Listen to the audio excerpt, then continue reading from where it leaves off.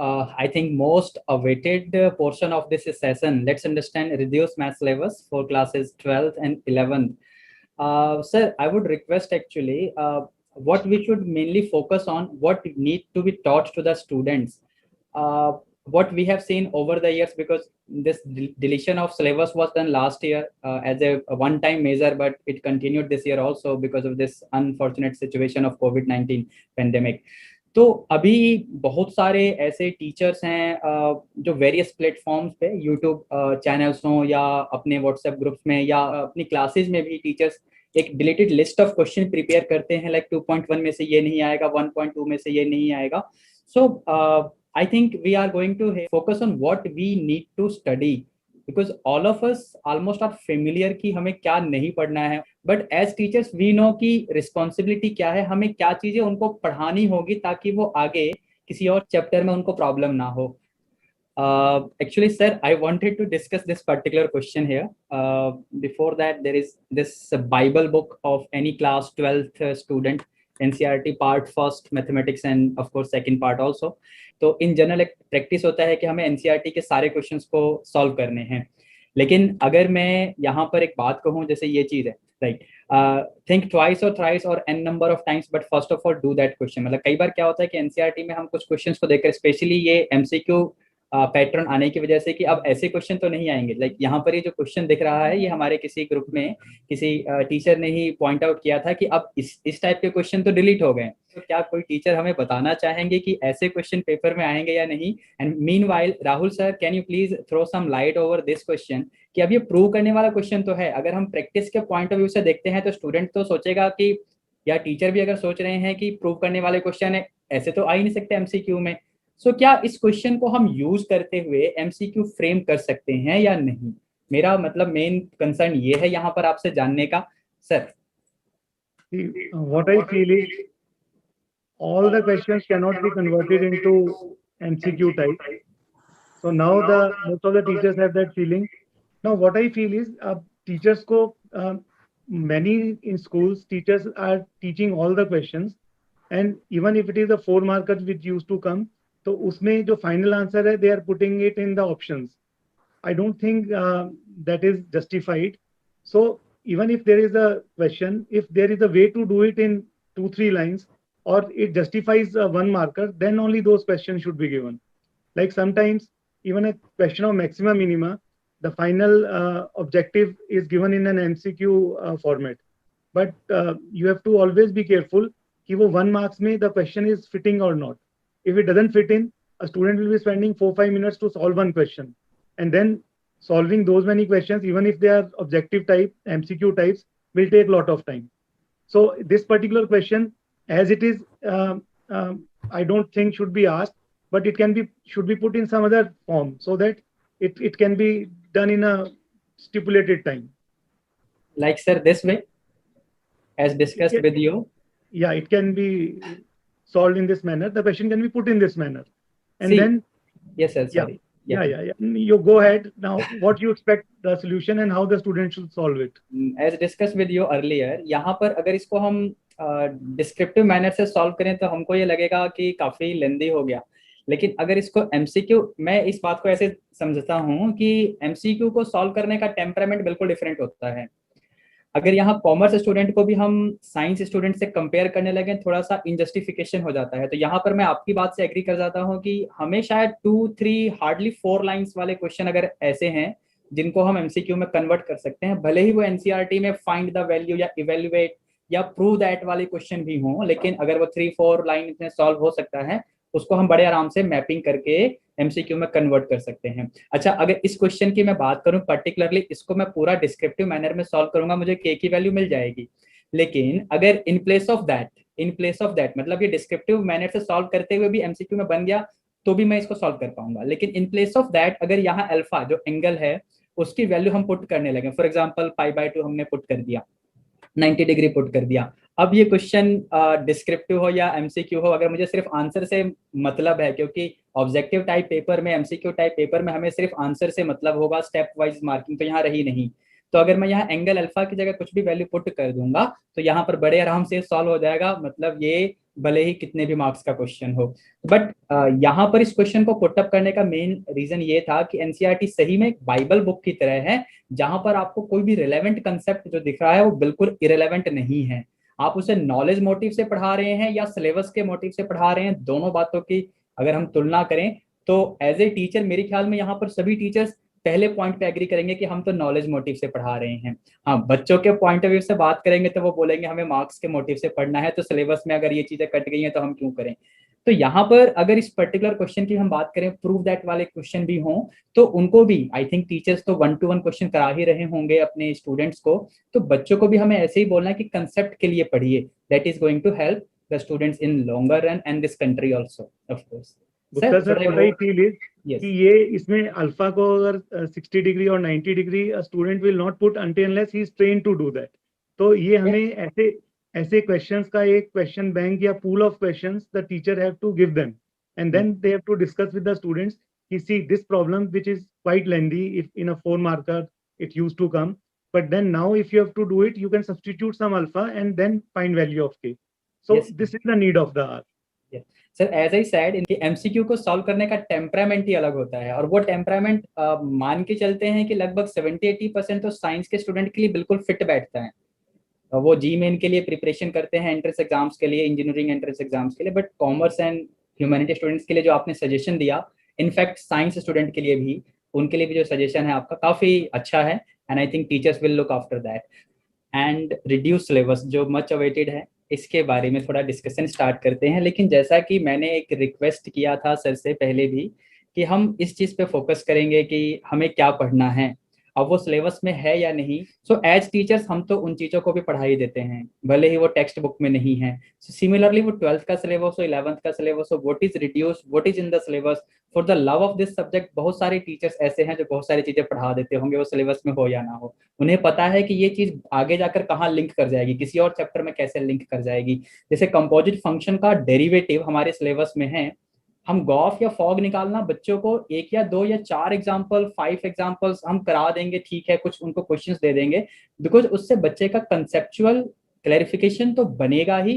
At the same time अगर उस पर डेरिवेटिव का क्वेश्चन बनता है, because that portion is in the syllabus, derivative of composite function is in the syllabus, तो वो चीज टीचर को पता है, और टीचर को ये बात कन्विंस करनी होगी स्टूडेंट को कि देखिए ये भले ही आपके 1.3 का ये क्वेश्चन डिलीट है या फिर 1.4 का ये क्वेश्चन डिलीट है, जो भी है, लेकिन ये नॉलेज लेना, नॉलेज लेने के बाद आपको वो नॉलेज कभी दिमाग से निकलेगा नहीं, और फिर आने वाले चैप्टर्स में तो आपकी हेल्प ही करेगा। एट द सेम टाइम अगर इनवर्स ट्रिग्नोमेट्रिक फंक्शन की हम बात करें, अगर एग्जिस्टेंस ऑफ इनवर्स फंक्शन यही हमें नहीं पता है, मतलब हमें बाइजेक्टिविटी ऑफ फंक्शन के बारे में नहीं पता है, तो हम तो बस स्टूडेंट को एक लिस्ट ऑफ फॉर्मूला दे रहे हैं, डोमेन रेंज का आप टेबल याद कर लो इनवर्स ट्रिग्नोमेट्रिक फंक्शंस के लिए, और चलो कुछ कुछ क्वेश्चन सॉल्व कर लेते हैं।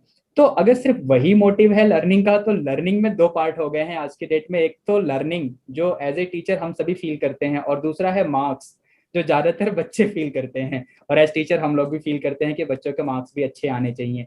तो सर आप एक बार इन चीजों पे एक बार अगर हाईलाइट करेंगे। जी sir. Gupta sir, I agree with you totally because see, जो deletion है, it is basically that in the assessment questions based on deletion should not be asked. That is there, but otherwise for continuity of the subjects, you know, in mathematics, all concepts are related to each other, and if you skip something, it will all affect some other part. So उसमें if certain things are there which are important, the teacher should definitely teach the students. अब उनको ये थोड़ा सा एक at the back of the mind they know कि they have to focus on this thing for the examination, but just for the continuity of the content, if some part is there which even if it is not there can be taught. I think this was mentioned also somewhere कि पढ़ाने में तो there is no restriction, the teachers can teach something which they feel is important. Sir actually मैं एक बात यहाँ पर feel करता हूँ लास्ट ईयर से, इनिशियली हमने जुलाई 2020 लास्ट ईयर सबसे पहले हम लोगों ने ही इग्नाइटेड माइंड्स ऑफ मैथमेटिक्स के बैनर के अंडर में हमने सेशन ऑर्गेनाइज किया था, जहाँ पर हमने एक डिलीटेड लिस्ट ऑफ क्वेश्चन भी हमने प्रिपेयर किया था, 1.2 में से ये नहीं होगा या 1.3 में से ये नहीं होगा, और हमने उस पर स्टेरिक्स भी लगाया था कि एक्चुअल डिलीटेड क्वेश्चन में very, because we were also waiting कि मे बी सीबीएसई शायद कुछ क्लैरिफिकेशन के साथ आ जाए कि कौन कौन से क्वेश्चन, कौन कौन से एक्सरसाइजेज में से हमें नहीं करने हैं। But over that entire session ऐसा कोई लिस्ट ऑफ क्वेश्चन नहीं आया। सीबीएसई ने कोई पर्टिकुलर क्वेश्चन को नहीं बोला कि ये नहीं करना है, 1.2 में से ये नहीं होगा, या फिर 3.1 में से वो नहीं होगा। उन्होंने कोई ऐसा लिस्ट ऑफ क्वेश्चन इशू नहीं किया। व्हाट आई फील कि हम एज ए टीचर जब ऐसी लिस्ट बना देते हैं या फिर ऐसी लिस्ट को हम सर्कुलेट करते हैं बहुत जल्दी, ये रैपिडली सर्कुलेट भी होता है, स्टूडेंट्स के पास इंफॉर्मेशन जाती है या मिस इन्फॉर्मेशन जाती है। If you can please throw some light over this, because मैं ये फील करता हूँ कि अगर सीबीएसई को यही चीज करनी थी तो वो फिर अपने हिसाब से एक लिस्ट ऑफ क्वेश्चन खुद ही बना देते हैं ना। सीबीएसई के पास एक्सपर्ट कमिटीज की कमी थोड़ी ना है। Gupta sir, what I feel is कि ये जो है ना कि the mapping is very difficult with what question, if question by question you try and see कि ये क्वेश्चन इस ऐसे होगा तो this is should not be done, and basically it is that content कि this content is in not to be done just for assessment and not for teaching. So, and I think, and now the pattern is changed. We have got objective type questions. तो थोड़ा और भी difficult है ये बोलना कि this question should not be done. See, there are so many questions which you can do it in different ways. Like in your slide only, tan inverse x plus tan inverse y, that formula is not there. But by substitution and then applying the trigonometry formula tan a plus b, the child can solve that question. So what I feel is कि like mapping with this question, yeah, like if you see this question, it can be done without the application of tan inverse a plus tan inverse y, tan inverse x plus tan inverse y formula. So basically, and that too in an MCQ format, it becomes even more difficult. So what I feel is then this question wise recommendation is a risky thing. Yes. And a question, an item can be done in different ways. So ये थोड़ा difficult है, and only this content we can discuss कि this is in the deleted part, and the deleted part is as before only. No new deletions has been done. Yes, sir. One more question is there. I would like to ask the respected teachers. This is one example of NCERT which I have seen such question from exercises and such type of examples are deleted. I have seen such list of questions जहाँ पर जिन्होंने भी prepare किया अपने understanding के base पे, तो ऐसे क्वेश्चन डिलीट हो चुके हैं, ऐसा मतलब मेंशन है, या फिर ऐसा एक जनरल अब क्राइटेरिया बन गया है लास्ट ईयर से। तो हम लोग ऐसे बहुत सारे पीडीएफ डॉक्यूमेंट्स देखते रहते हैं इन वेरियस ग्रुप्स। अब ये क्वेश्चन एनसीईआरटी का है, यहाँ पर इसको हम tan इनवर्स में कन्वर्ट करके by using the triangle concept, and फिर उसके बाद tan inverse of x minus tan inverse y formula apply करते हैं, तो ये बड़े आराम से सॉल्व हो जाता है। But this is what is property, and property of inverse trigonometric functions that is deleted. तो अब ये क्वेश्चन डिलीट हो गया ऐसा मतलब बोला जा रहा है लास्ट ईयर से ही। लेकिन अगर हम इसमें एनसीईआरटी का ही सॉल्यूशन देखते हैं, अब ये एनसीईआरटी का एग्जांपल है, एज इट इज एनसीईआरटी का ही सॉल्यूशन है। Here they have not used anything that we know as property. अब कोई भी यहाँ पर आप देखेंगे तो ये क्वेश्चन, अब इस क्वेश्चन को हम डिलीटेड सिलेबस की लिस्ट में रखें ना रखें, ये बड़ा ही कंफ्यूजन का हिस्सा हो जाता है।